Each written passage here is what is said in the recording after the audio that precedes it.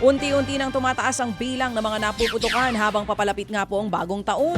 Sa pinakahuling datos po ng Department of Health, nitong Pasko, umabot sa 28 ang naitalang firecracker-related injuries sa buong bansa.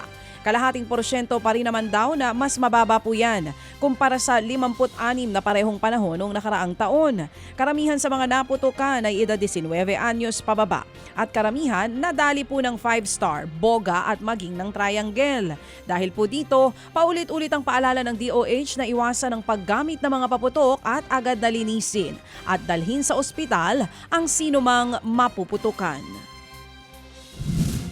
So yung mga numbers na binabanggit ko, pag in-add natin, maaari siyang lumampas dun sa 28 kasi yung iba pong mga pasyente, multiple parts of the body at kailangan ulit-ulitin ko yun, no? Hindi po isang bahagi lang ng katawan yung tinatamaan kapag tayo ay humawak ng paputok.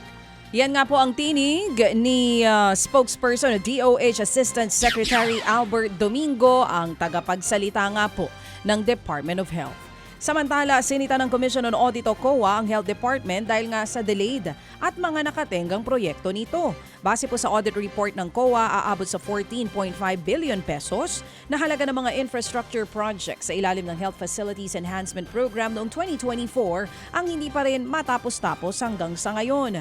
Kabilang po sa nakitang ugat ng delay ang mabagal na pagkuha ng mga permit mula po sa mga LGU, pagbabago sa disenyo ng mga proyekto at maraming iba pa. Dahil nga dito, apektado daw ang mga serbisyong pangkalusugan na dapat sanay na ibibigay sa publiko.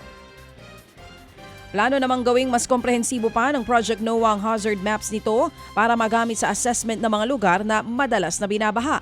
1 bilyong piso ang inaasahang budget na makukuha ng Project NOAA sa susunod na taon. Kabilang po sa paggagamitan nito ang Oplan Kontrabaha, kung saan tutukuyin nila ang mga lugar sa labas po yan ng Metro Manila na kailangan pa rin ng flood control measures. I-update pa rin daw nila ang kanilang hazard maps para magkaroon ng flood, landslide at storm surge hazard levels kapag mayroong bagyo. Sa pamamagitan po nito, mas makatutulong daw ang Project NOAA sa paghahanda sa mga paparating na sakuna. Mga kapatid, brothers and sisters, saan ka pa? Dito na tayo sa totoo. Dito na tayo sa True FM. Mga kapatid, mag-subscribe and follow po kayo sa social media accounts ng True Network PH. Yan po kami. Hanapin nyo lang True Network PH, Facebook, Instagram, YouTube, TikTok, and podcast.